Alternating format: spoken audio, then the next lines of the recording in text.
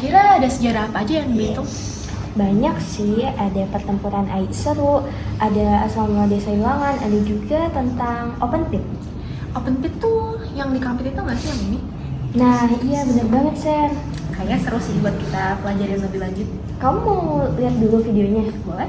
Oke. Sebelumnya, pernah kenal sama aku belum? Kenalin, aku Sally Sandra dari SMA Negeri 1 Mangga, Provinsi Kepulauan Bangka Belitung. Sen, lihat ini. Saya sedang berada di lahan bekas tambang timah terbuka terbesar se-Asia Tenggara pada zamannya.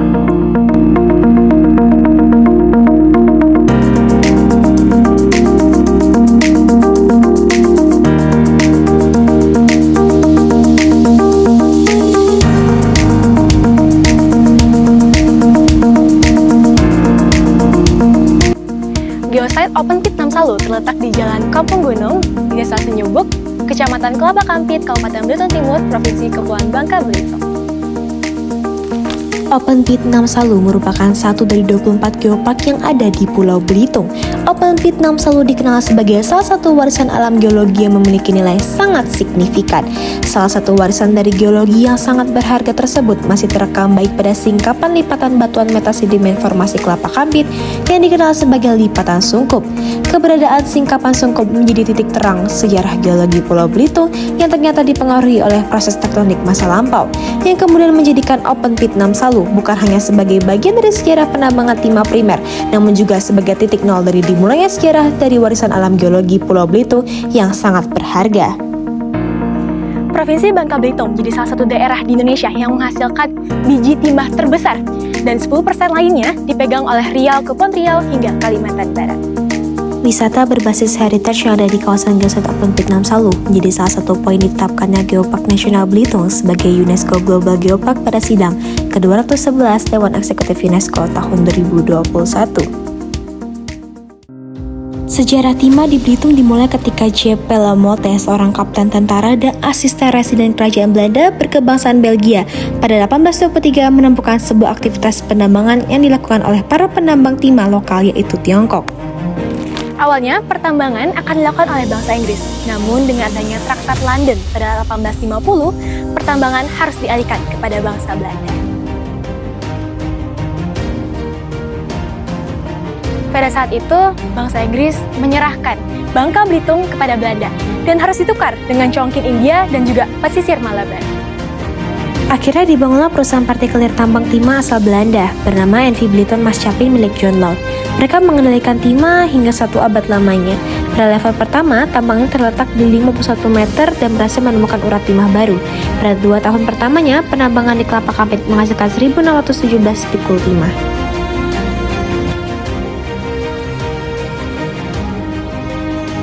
Pada awalnya, pengolahan timah antara Bangka dan juga Belitung merupakan satu kesatuan. Namun, pada 1892 terjadi perpisahan karena residen Bangka yang iri akan perkembangan yang pesat tentang timah di Belitung. Penambangan timah juga sering melibatkan buruh Cina yang ternyata melewati proses perekrutan yang cukup unik. Tak heran sebagiannya merupakan suku Hakka dari Provinsi Guangdong. Pada 1945, pertambangan timah dilakukan dan dikelola oleh perusahaan pertambangan timah Belitung milik pemerintah dan berakhir pada 1985. Setelah Belanda menguasai pertambangan timah di Kepulauan Bangka Belitung, khususnya di Pulau Belitung, pada tahun 1853 hingga 1951, Belanda memulai kegiatan collecting atau pengumpulan timah dengan pola kongsi atau kerjasama dengan para penambang timah Tiongkok yang telah terlebih dahulu melakukan hal tersebut. Kehadiran Belanda di Pulau Belitung dikenal sebagai awal era penambangan modern, di mana manajemen penambangan lebih teratur, terencana, efektif, serta lebih memperhatikan dampak lingkungan. Salah satunya dengan terbangunnya kolam-kolam penampungan limbah tambang seperti komunal serta reservoir, serta bangunan-bangunan pendukung seperti MVB atau Wismaria dalam bahasa lokal, termasuk fasilitas pengolahan limbah tambang seperti Kolong Cinta yang dahulu dikenal sebagai Kolong 7, yang hingga saat ini masih dapat ditemukan di Kecamatan Kelapa Kampit. Pada periode awal 1969 hingga 1985, pengolahan timah sepenuhnya dikelola oleh PT BHPI asal Australia. Karena kesulitan untuk mencari singkapan dalam jebakan timah yang ada di open pit, maka PT BHPI memutuskan untuk menggunakan metode pengeboran. Dari panjangnya sejarah, tidak luput dari sosok seorang tokoh yang mampu untuk membocorkan informasi mengenai jebakan timah yang ada di Belitung. Tokoh tersebut adalah J.F. Den Dekker, seorang kepala distrik pertambangan Belanda berkebangsaan Indonesia.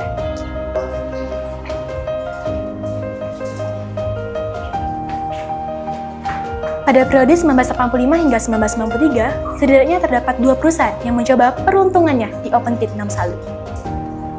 Perusahaan pertama yang mencoba peruntungannya ialah PT Pruserp Kelapa Kampit yang merupakan anak perusahaan dari Prusak Medal AG yang milik Jerman.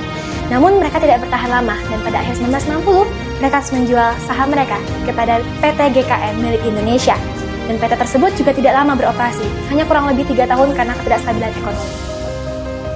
Selama operasi komersial 1980 hingga 1993, setidaknya sudah terdapat 600.000 ton yang telah dihasilkan dengan kadar 2%. Hal ini menjadikan open pit Namsalu sebagai tempat yang dapat menemukan biji timah primer terbesar dalam satu jebakan yang pernah ditemukan. Itulah open pit Namsalu.